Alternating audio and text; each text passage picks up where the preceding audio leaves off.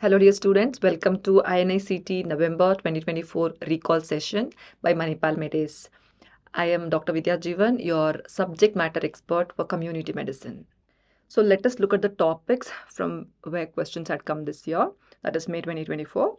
So the topics which were covered in this particular exam were malaria, vaccines, COVID-19, malnutrition, cost-effective analysis, hepatitis, tuberculosis, hospital waste management, epidemiology, and screening.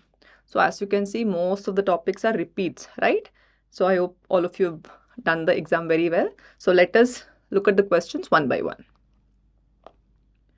So the first question was something like this. In which bin should you discard a cotton swab after using it to clean pus? So what is the keyword here? It's pus, right? So it is infective in nature. So the infective material goes where? In the yellow bin. I hope you have marked this correctly. Okay, so let us revise the guidelines. So this is taken from my notes, right? Yellow, what do we put? We put human anatomical waste, animal anatomical waste, soil waste, right? Soil waste is infectious waste. And then expired medicines, discarded medicines, chemical waste, okay? All this microbiology, biotechnology waste goes into yellow. So basically all the infectious waste goes into yellow, and the mnemonic to remember this is yellow, yellow, dirty fellow, right? And red, we put syringes without needles, tubes, catheters, gloves, linen beddings, etc. So basically red is recyclable waste. So red is recyclable, that is R for R. And then in the white, what do we put? Needles, sharps, okay? And blue, we put glassware. And there are few exceptions which we had studied, right? What are those two exceptions? Urine bag, which is plastic, goes into red.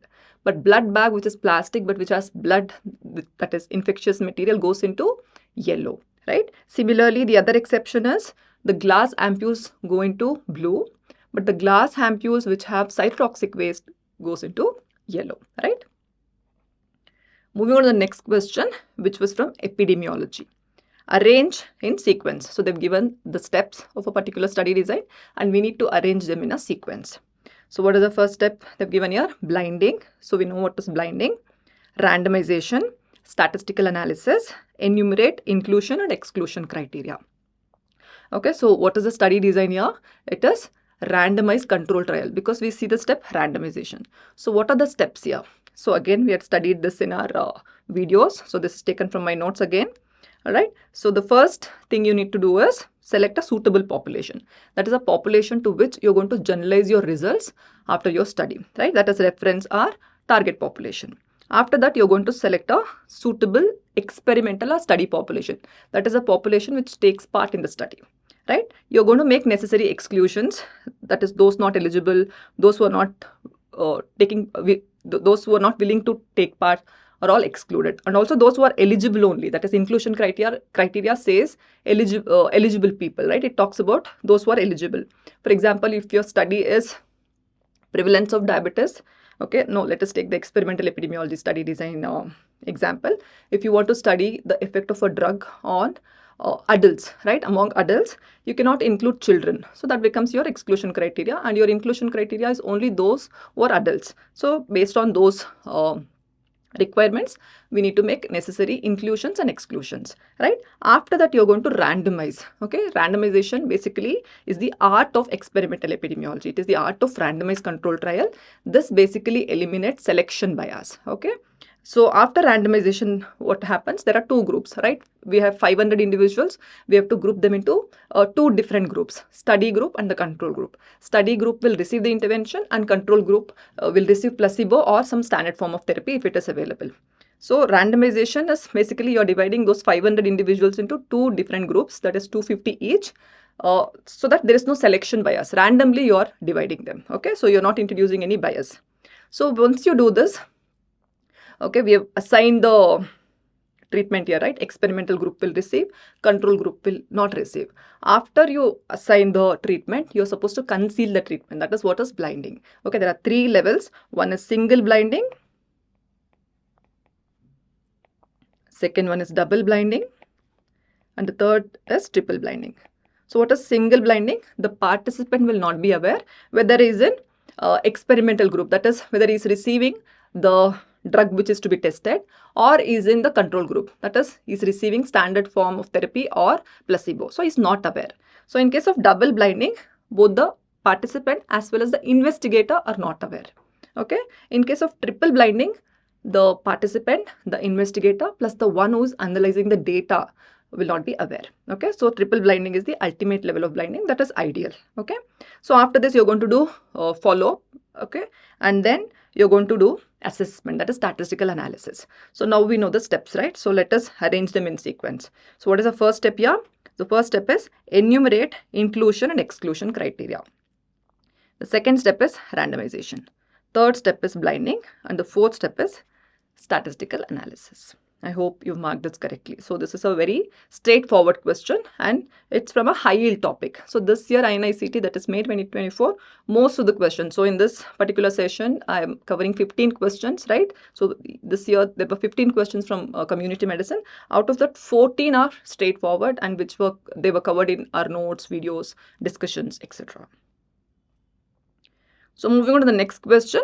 Which is the study design which has the highest strength of evidence? Again, this is very easy, right? Meta-analysis, randomized control trial, case control study, cohort study. So what have you all marked? So the answer is meta-analysis. I hope you have marked this correctly and we have discussed this multiple times. So this is from my notes again. So this tells us the hierarchy of evidence. So ecological study has the least strength of evidence. That is followed by cross-sectional study. Then you have case control study, cohort study, randomized control trial, right? Ecological study is the study where population is the unit of the study. This is the only study design where population acts as the unit of the study. Then you have cross-sectional study wherein you meet the individuals at only one point of time, right? It is like taking a cross-section. Case control is retrospective in nature. You start with a deceased individual, go back in time and you see whether he was exposed to a particular risk factor or not. Then you have cohort study, which is prospective in nature. Here, you start with an exposed individual, go forward in time and see whether it will develop the disease or not. Then you have randomized control trial, which we just discussed. So you're going to divide the participants into two groups. One group will receive the intervention, which is to be tested. The other group will receive a standard form of intervention or a placebo if the standard form of intervention is not available. So after this, we have systematic review, right? And above that, we have meta-analysis. So what is systematic review? If I want to know whether vitamin C really protects against scurvy, I'll compile all the articles related to vitamin C and scurvy. Okay. That is known as systematic review. So systematic review is I'm reviewing the articles which are available, all right, in a systematic way. So what is meta-analysis? I have hundreds of studies on this particular topic. I'm going to do an analysis at a that is why it's called as meta-analysis. Okay, so pooled analysis I'm going to do. That's why it's meta-analysis. So in meta-analysis, you have two analysis, important ones. One is forest plot, the other one is funnel plot. So forest plot, as I told, pooled analysis will be done and the results obtained from different studies will be used for this pooled analysis. And what is funnel plot analysis? This is to see if there is publication bias in the meta-analysis or not. Okay, so the study design which has the highest strength of evidence is meta-analysis. The study design which has the least strength of evidence is ecological study, right? We have discussed this multiple times and I'm very sure you all have marked this correctly. So moving on to the fourth question. ICER unit for which analysis? Okay, so ICER unit is used in which analysis? So this also we have covered in our videos, right? This comes in health planning and management chapter. So while discussing cost-effective analysis, I have explained this, I've written this, and the video timing, the duration is 8.22. So this is available on Manipal MedAce app. So is it used in cost-effective analysis, cost-benefit analysis, marginal analysis? So let's look at the answer. So the answer for this is, cost-effective analysis, right? In cost-effective analysis, we calculate something called as ICER. Okay. And then you have cost benefit.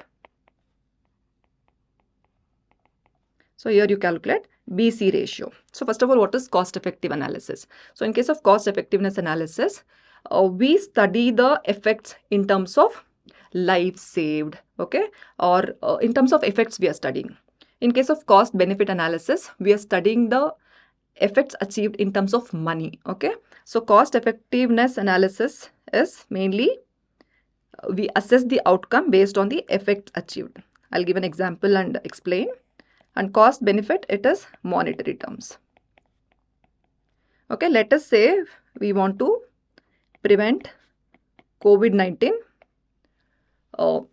new cases occurrence. Okay, so we have two options. Okay, one is usage of masks, or using vaccines. Okay, so distribution of masks for everyone, or giving vaccination for everyone. So we have two strategies. Okay, so on which strategy should I invest the money? Because the resources are very much limited in our country. I cannot invest on both. I can choose one. So is it mask or vaccines? How do we decide? So this is based on cost effectiveness analysis. So if I invest on mask, per life saved, how much cost am I spending? Similarly, if I invest on vaccines, per life saved, how much cost am I investing? So based on these two things, we are going to decide the ICER. So what is the formula for ICER? It is the cost of intervention 1 minus cost of intervention 2 divided by benefit intervention 1 minus benefit intervention 2. So we need to compare this and then decide whether to invest on mask or vaccines. Okay, so this is what is cost effectiveness analysis. So one word you need to remember about this is, here the results, okay, it is measured in terms of effects achieved. How many lives am I saving? Okay, how many years of life are added? Okay, so like this. What is cost benefit? In this, the same way, if I invest on mask or if I invest on vaccines, how much money am I gaining? So if I save one life, how much money am I gaining? So it's all in monetary terms. So this is calculated by using the formula BC. So B is benefit and C is cost. So you're just calculating benefit cost ratio. Okay, so this is cost effectiveness analysis. The results are measured in terms of effects achieved.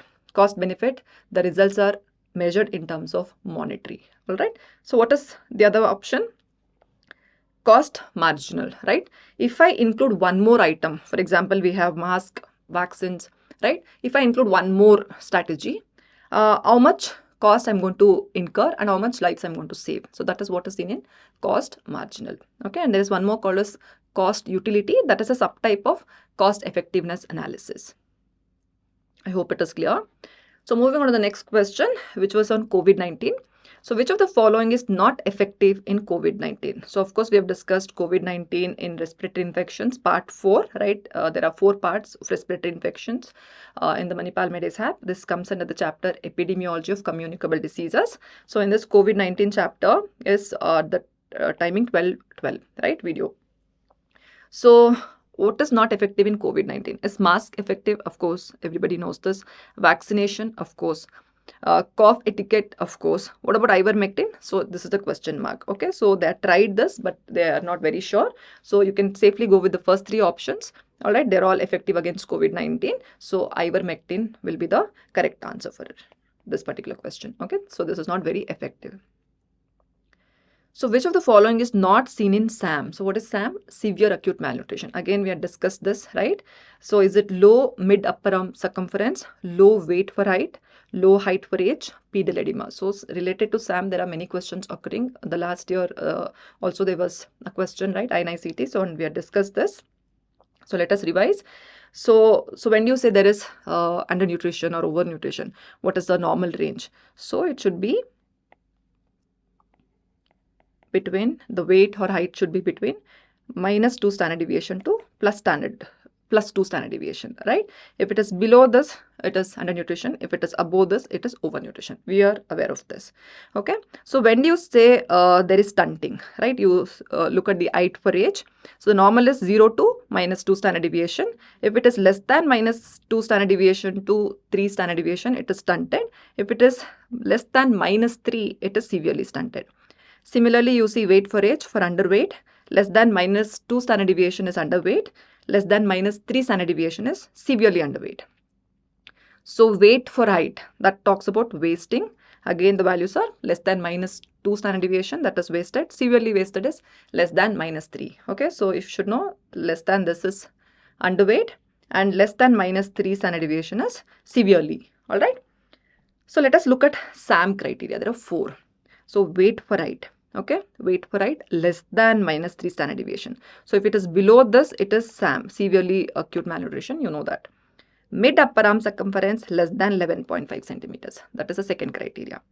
Edema of both feet. Okay, that is the third criteria. And visible severe wasting. Okay, that is not applicable, whereas less than 6 months it is applicable. Okay, so these are the parameters, right? So here, what are there in the options? Low mid upper arm circumference, of course this is there in the criteria. Low weight for height, yes it is there. Pedal edema, yes it is there. What about low height for age?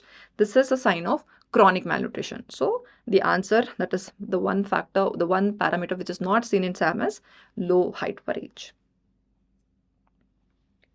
So moving on to the next question, which is a little tricky. All of the following drugs can be used in uncomplicated malaria except. So you should be very careful about these words, except, not. Okay, we should not miss those words.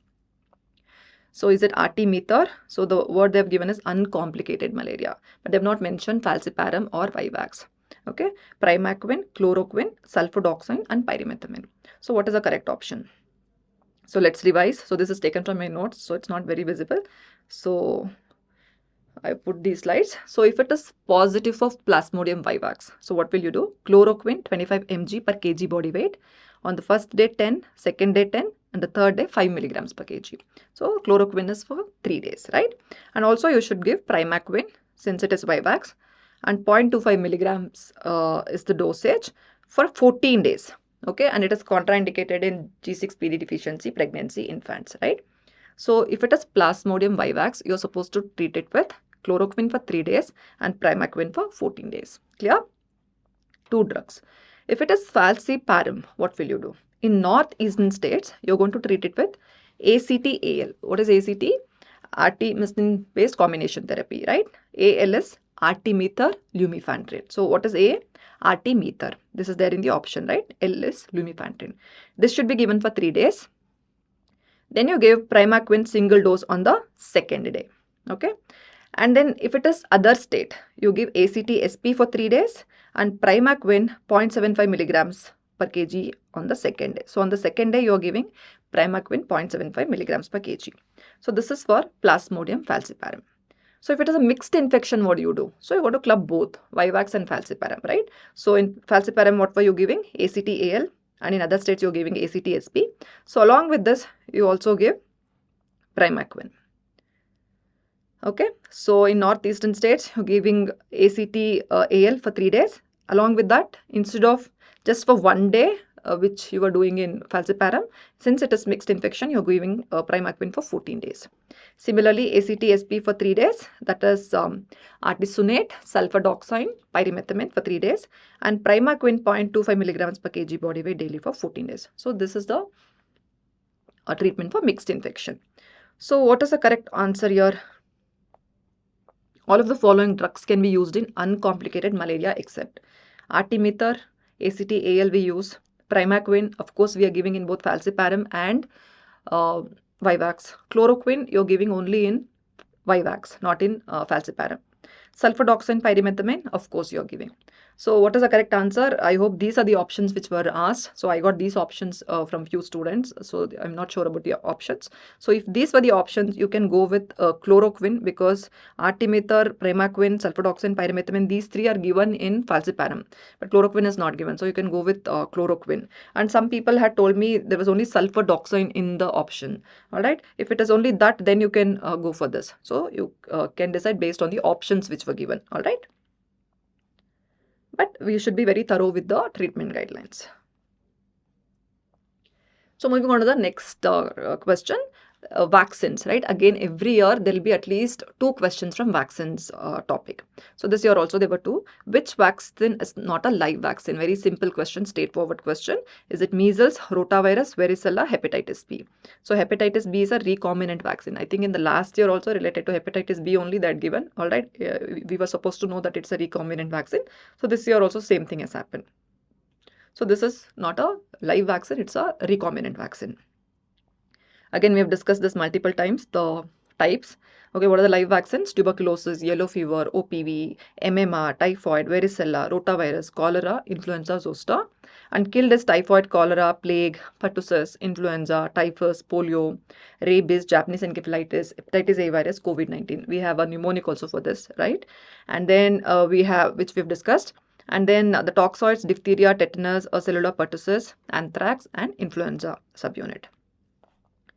And then we also have polysaccharide, glycoconjugate, and recombinant vaccines. So polysaccharide, you have pneumococcus, meningococcus, Hib, and typhoid. And glycoconjugate, you have Hib, pneumococcus, meningococcus. And recombinant, so you need to remember this, HBV, Lyme disease. HBV is hepatitis B virus.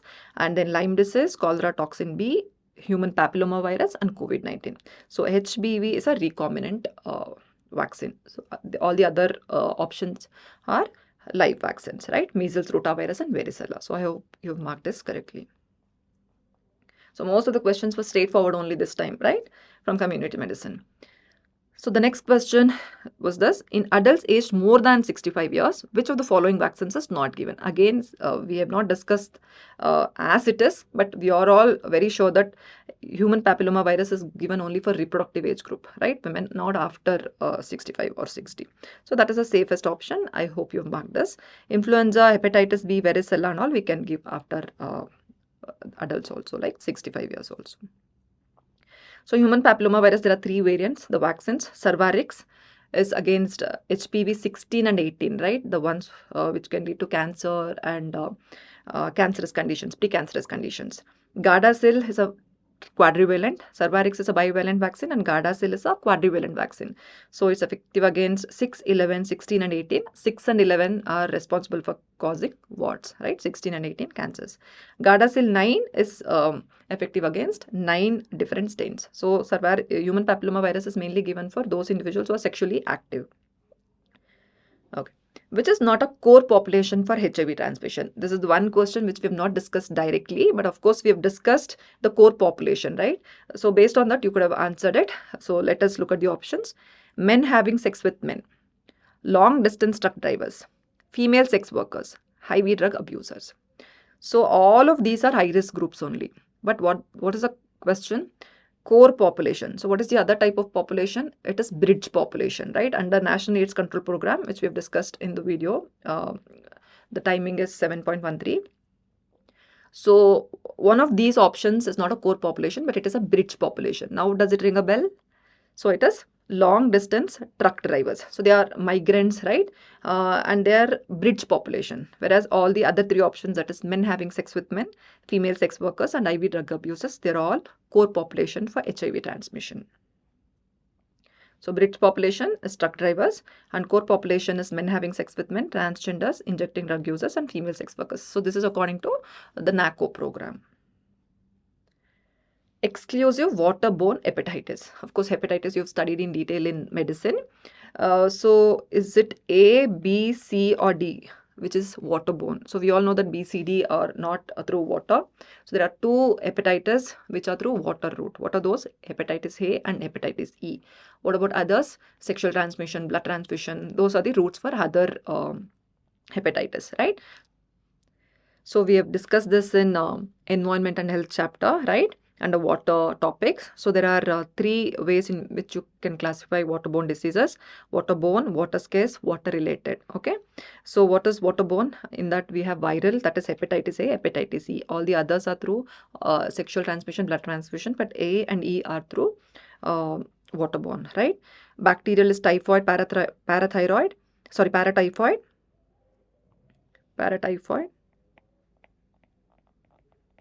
protozoal, helminthic, leptospiral, snail, that is schistosomiasis, cyclops, guinea worm disease. Water scarce, trachoma, scabies, conjunctivitis, water related, malaria, filaria, arbovirus and onchocerciasis. Okay, so I am sure you've marked this question correctly. A is through water, right? It's not through blood or sexual transmission. I hope you marked this correctly.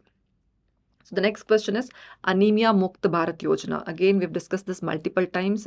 This was from high yield topic only. All the questions which we are discussing are from high yield topics only, of course. So this we have discussed multiple times. So what is Anemia Mukt Bharat Yojana? There are 6 cross 6 cross 6 cross strategy, right? There is 6 cross 6 cross 6 cross strategy. In this, there are 6 strategies, 6 institutional mechanisms, and 6 beneficiaries. So these are the 3 options which I could get, and all these options are correct. And I think the D option, whatever was there, is the incorrect option. Okay. So this is again from the notes. Okay, snapshot. So let us discuss, let us revise. So what are the 6 beneficiaries? Preschool children, adolescents, pregnant women, lactating women, women in reproductive age group. So how many beneficiaries? 6. So what are the 6 strategies? IFA, that is iron and folic acid, deworming, okay, periodic deworming, and BCC. BCC is what? Behavioral change communication, that is changing the attitude. What is IEC? Information, education, communication, that is imparting knowledge. Then testing and treatment, IFA fortified foods, non-nutritional causes. Then you have 6 institutional mechanisms. Okay, so this you don't have to by heart, you just have to know. Interministerial coordination, right? National Anemia Mukt Bharat Unit, National Center of Excellence, convergence with other ministries, digital portal, one-stop shop for anemia, Anemia Mukt dashboard. So these are the institutional mechanisms, okay, used to reduce the burden of anemia. So dosage also we had discussed. 6 to 59 months IFA syrup you give. The dosage is 20 milligrams of elemental iron and 100 micrograms of folic acid. 5 to 9 years, pink tablet, 30 milligrams of elemental iron and folic acid is 250. 10 to 19 years, blue color tablet, 100 mg elemental iron, 500 mcg folic acid. Pregnancy and lactation, the dosage is same as adolescents, that is 10 to 19 years, but the color is different, red, just to avoid confusion. So adolescents and pregnancy lactation, the dosage is same. So the next question was from tuberculosis about the drug pretomanid. Okay, so what are the options? Used with bedaquiline and linezolid, used to treat malaria, used when there is resistance to linezolid. Okay, so this is from the latest regimen, right? BPAL-M. So this we had given in the recent updates in the Manipal MedAce app. I hope you had studied that and you've answered this correctly. So what is a newer regimen? Tuberculosis drug-resistant regimens. MDR or RRTB, that is MDR is what? Resistance to isoniazid and rifampicin. RR is rifampicin resistance, right? BPAL-M, that is bedaquiline, pretomanid, linezolid, moxifloxacin. Okay, and then pre-XDR. What is pre-XDR? MDR plus one of the fluoroquinolones, right? BPL, that is bedaquiline, pretomanid, and linezolid. So what is the correct answer here? Is it used to treat malaria? No. Used when there is resistance to linezolid? Yeah. Used with bedaquiline and linezolid is the most appropriate option. So you can go for this. Used with bedaquiline and linezolid. So this is the snapshot from Manipal MedAce app, right? Recent updates section. What is the most common cause of diarrhea among children? I'm not very sure about this question. Some of you told that there was a question like this and some of you told they couldn't recall anything related to this. So anyways, we have covered this in intestinal infections, right? Acute diarrheal disorder topic. So what is the most common cause of diarrhea? So the answer can be rotavirus. So if they ask the type of diarrhea, specific to that type of diarrhea, we are supposed to write the agent. The last question in this particular exam was about screening. Okay, a patient with family history of diabetes and hypertension was screened for these diseases and was found to be positive and was put on treatment. So what is happening here? A person with high risk factor, right? He has a risk factor. What is the risk factor here? Family history of diabetes and hypertension. So he was screened and he was found to be positive and he was put on treatment.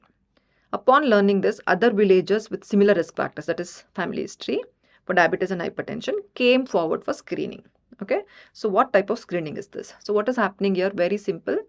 I hope this was the question which was asked about screening. Okay. So what is happening here? So the ones who are having risk factors are getting screened, right? So what is the type of screening here? It is selective screening or high risk screening, right? That is the most correct answer. So selective screening or high risk screening is screening for those individuals who have high risk factors, like the ones who are aged more than 40 or the ones who are having family history, the ones who are overweight. Okay. So what is mass screening? Irrespective of the risk factors, we are administering screening tests on everyone. Multiphasic screening, the best example is STEPS approach, right? Step 1, 2, 3, which is there in NCDs. In step 1, what do you do? Questionnaire assessment. Step 2, physical examination, clinical examination. And step 3, biochemical investigations. Anonymous screening, that is when we do screening, we are not supposed to reveal the results to other people, right? For example, HIV screening. Opportunistic screening, a lady comes to us for ANC checkup, we take that opportunity and do our HIV, HPSAG, etc. Okay, so that is opportunistic screening. So if you know all these types of screening, we can answer this question correctly. So this is again from the notes, the snapshot of all the types of screening which were discussed. So what did we learn this time? That is INICET November 2024. What has it taught us? Most of the questions were from high yield topics. So we should never neglect high yield topics. Thank you.